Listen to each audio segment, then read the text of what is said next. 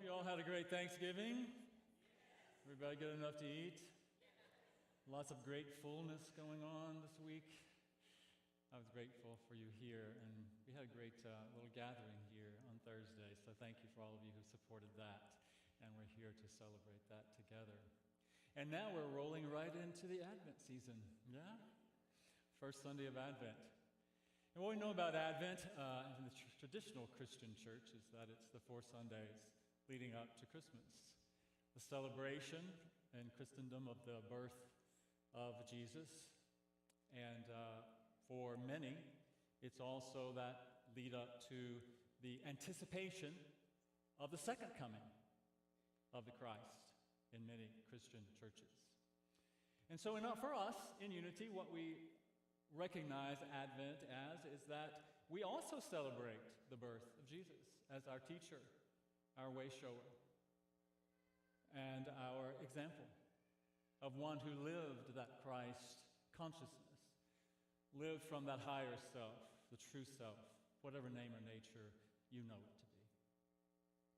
And so we also celebrate that time of the second coming in each of us, that arises within us. And so we prepare ourselves to really be the birthplace of that Christ consciousness. And so as we celebrate Advent, for us, that's how we prepare ourselves. And so as we look at that this year, we are looking at faith, hope, and love, and joy, and peace, and those ideas that are really states of consciousness that help us, assist us in giving birth to that Christ consciousness.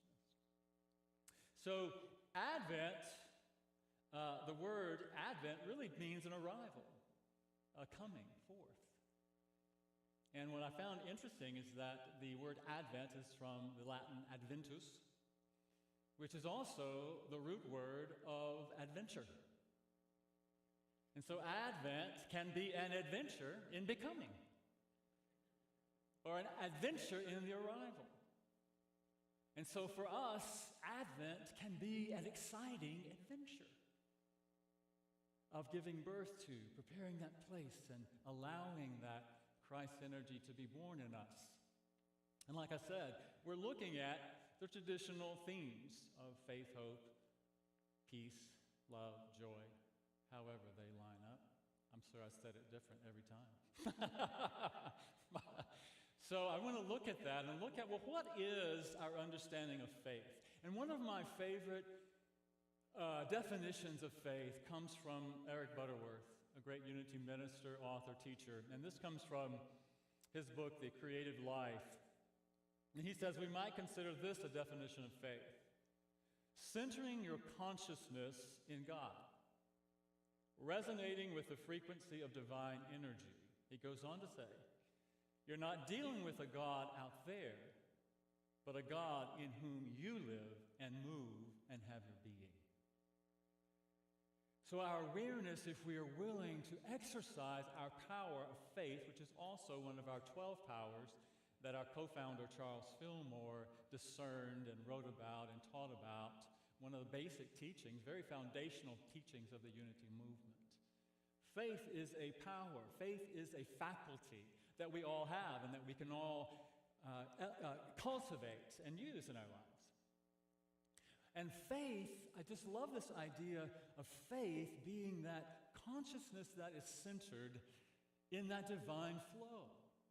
If we really center our awareness in the knowing that there is a life energy, whether you call it God or Allah or the Tao or a Buddha nature or whatever you might call that flow, it is a flow of life energy that is always moving us toward awakening to itself as ourselves, awakening that Christ energy, that Christ consciousness within us.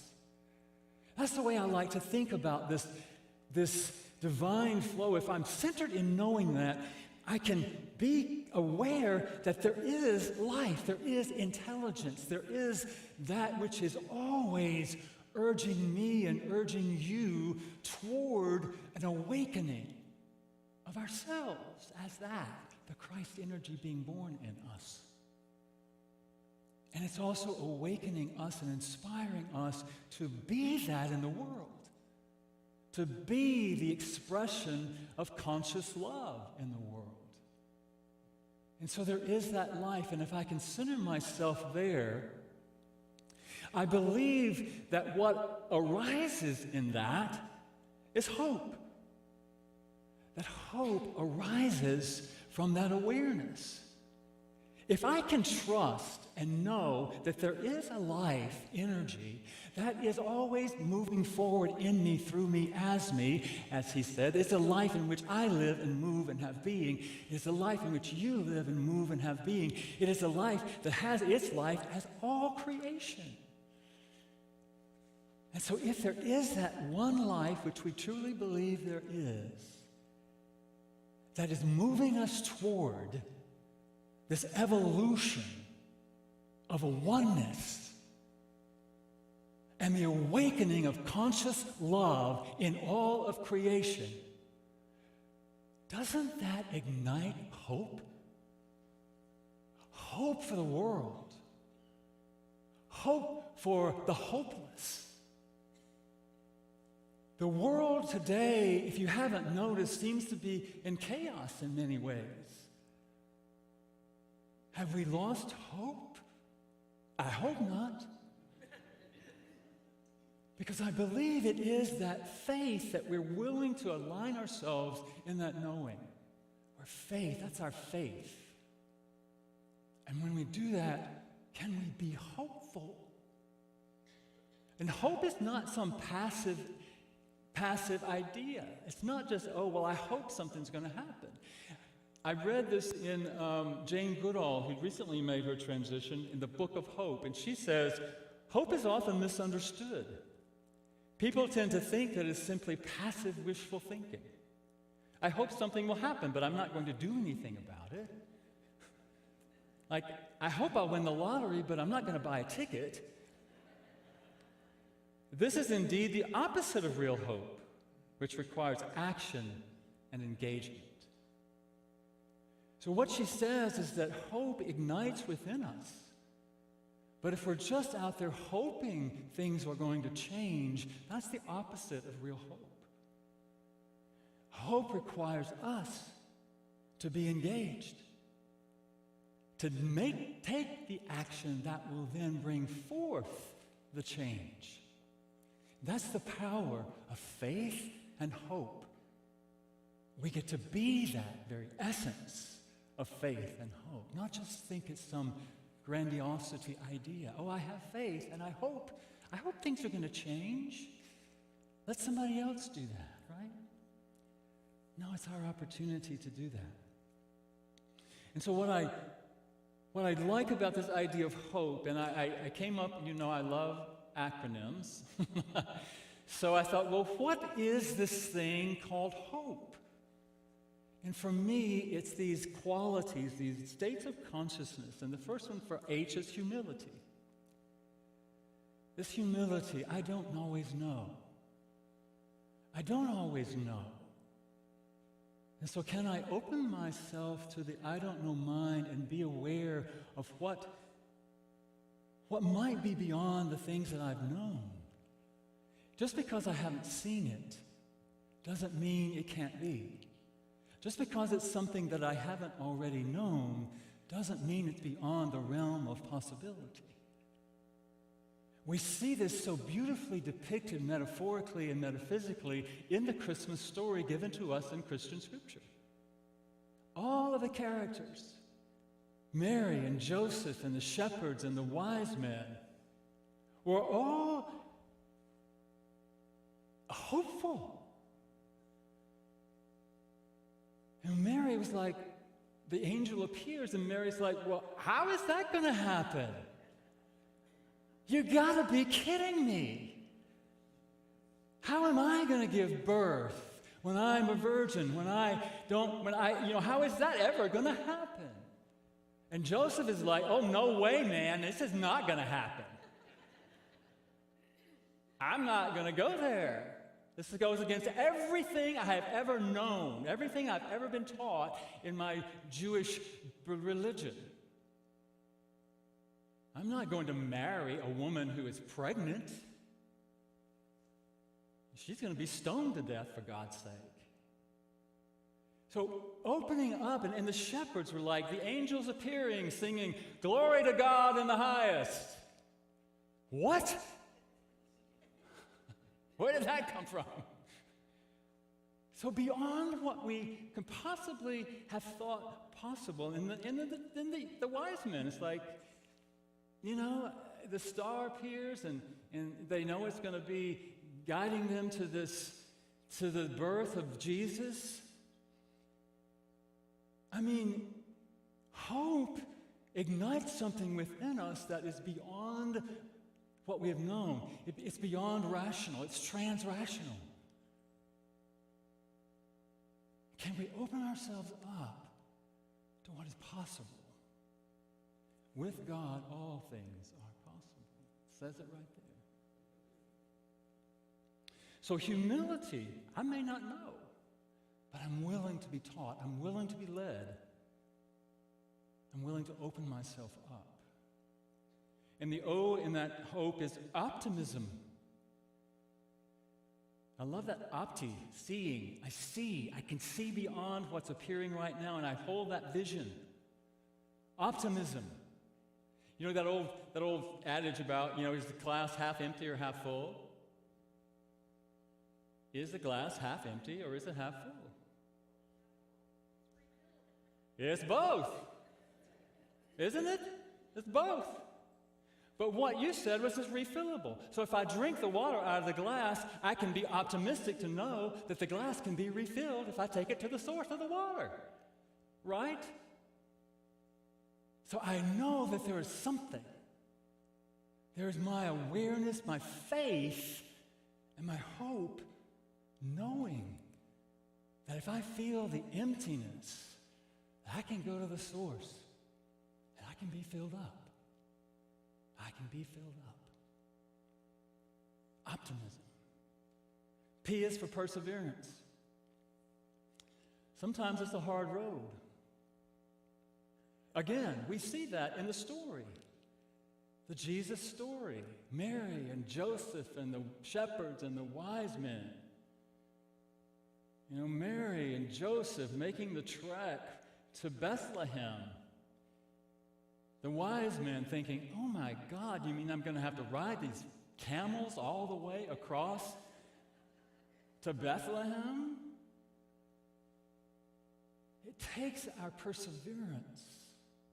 Hope can ignite that within us. Jane Goodall in the book of Hope also says, it's like you have this vision. It's like a light at the end of a tunnel. And you're going through this tunnel toward the light with hope. But when you get tired, you don't just sit down and stop in the middle of the tunnel. You reignite that hope. You reignite the faith that says, I know that there is something. I know that there is this energy, God, source, that is always inspiring evolution to conscious love and awakening. And I know that. And that inspires hope within me. And so as I'm making my way through this, whatever may feel like the murkiness of my day, the murkiness of life, the murkiness of trying to make a difference, I'm not just going to sit down in the middle and stop and say, whew, I'm done. Hope inspires us to keep going, to keep moving, taking that next step. And the next step. Sometimes we may take a step back. But it's important to keep going. So hope asks us for perseverance. And the E in that, for me, is enthusiasm. Enthusiasm in God. So be inspired. Inspiration. Inspirited, knowing that there is that within us. Again, it's that life in which we live and move and have being, but it is the life that lives and moves and has its being as you. and it's me. And when we can exercise our power of faith, trust, knowing, realizing that truth, centering ourselves in that, igniting hope, then we can move forward. Do what we are called to do. To give birth, not only to give birth in our hearts and minds to that Christ consciousness, that awakened love, that unconditioned love, not just awaken to it, but to be it. To be it through our actions, through our words. Andrew Harvey was a great mystic, really, I think, and a teacher of social action. He says, hope is not a wish. Hope is not about waiting for something to happen. Hope is a powerful, action-oriented force, born of a deep spiritual connection and a willingness to confront hardship with compassion and action.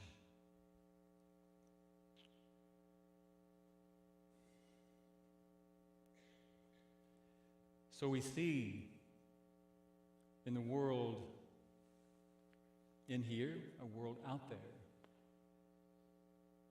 people who might be experiencing a sense of hopelessness, people who might be hungry, people who might not have a place to sleep at night, especially when it's getting colder out there. People who are struggling, people who are fearful of their lives and their livelihood. People who are being targeted for certain things because of who they are. So our opportunity is to center ourselves in that awareness, have faith and hope that there is that which is moving us forward. And then to listen at the depth of our being about what is ours to do, individually and collectively. It's about giving, not giving to, but giving from. Giving from that awareness of faith and hope that there is that life energy, and that life energy connects us all. So what is ours to do? As we're entering this season of giving, how can we give hope to another? How can we give this energy of hope because when we can own it and we can shine that light of hope and we can share that with other people? Well, the giving tree out there is one way we can do that. Giving to those who may not have. I think the women's group is going to be doing some giving tomorrow night, right? The women's group is meeting tomorrow night, and they're going to be engaging in an exercise. So if you identify as a woman and you like to join that group, they have an open house tomorrow night for that. What's that? 7 o'clock, down in Unity Oaks. So if you'd like to be a part of that and be a part of that giving back, how can we give back? How can we give from? You know, we very often think about giving to the source. We talk about tithing and giving in churches. We're giving to the source of our spiritual food. Well, what if we're just giving from the source? Giving from the source. That inexhaustible source. Is my bank account half full or half empty? Mine is very often both. But do I have faith and know that it will be filled? There's only one source.